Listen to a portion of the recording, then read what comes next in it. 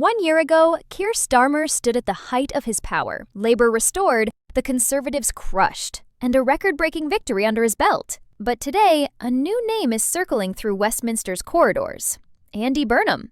The Greater Manchester mayor has admitted Labour MPs are privately urging him to challenge Starmer for the leadership. And while he insists it can't just be a personality contest, his words have set off a storm. Is Starmer already facing the first whispers of betrayal from inside his own party? Behind closed doors, the pressure is mounting. Andy Burnham has openly admitted that Labour MPs have been contacting him throughout the summer, urging him to take on Keir Starmer. He didn't deny it. He confirmed it, and while he insists he isn't plotting, Burnham carefully left the door wide open. Asked if he still harbors leadership ambitions, his answer was blunt. "I stood twice to be leader of the Labour Party, and I think that tells you, doesn't it?" For many inside Labour, that sounded less like a refusal and more like a warning shot. This week, Burnham has dominated the headlines with a flurry of interventions that feel anything but accidental. In interviews with The Telegraph, The Guardian, and The New Statesman, he accused Westminster of creating a climate of fear and leaving MPs alienated and demoralized. On BBC Radio Manchester, he doubled down,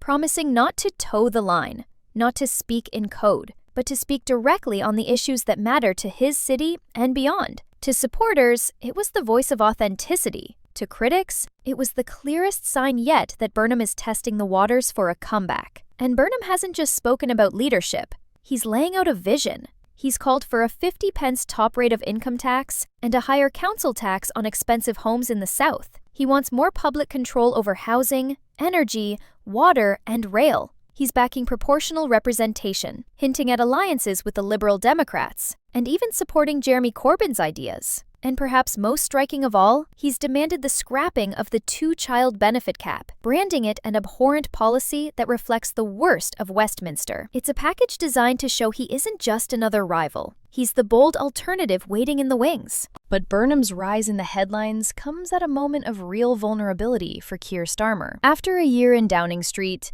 2 senior government departures have rattled confidence. Polls show Labour sliding dangerously behind Reform UK, a result unthinkable just months ago. Inside Westminster, murmurs of discontent are growing louder. Critics accuse Starmer of ruling through a climate of fear, leaving MPs frustrated and demoralized. What was once seen as Labour's great revival now feels fragile, and for the first time, questions are being asked. Is Starmer already losing control of his own party? Inside Labour, the reaction has been split. Housing Secretary Steve Reid rushed to defend Starmer, reminding everyone that he picked the party up off the floor and delivered a record-breaking victory. Education Secretary Bridget Phillipson brushed aside the speculation with a sharp retort: "There isn't a vacancy." Yet others are more cautious, quietly admitting that Burnham's message is striking a nerve. Supporters see a man unafraid to speak truth to power, while critics accuse him of distraction. But either way, Westminster is watching, and the whispers are only getting louder. For all the speculation, Burnham faces huge hurdles.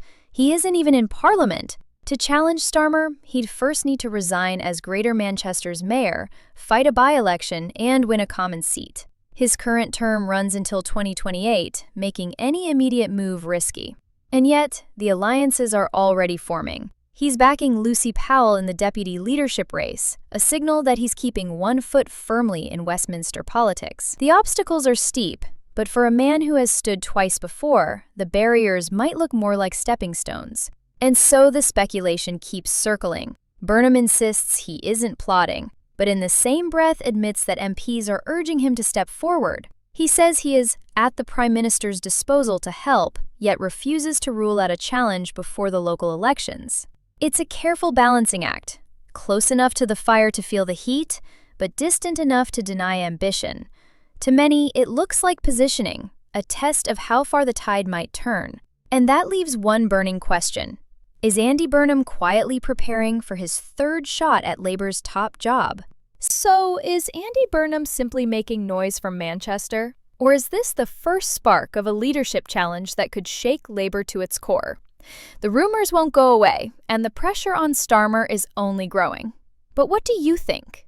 Is Burnham the man to take on the Labour leadership, or will Starmer hold the line? Drop your thoughts below and stay tuned for more breaking UK politics.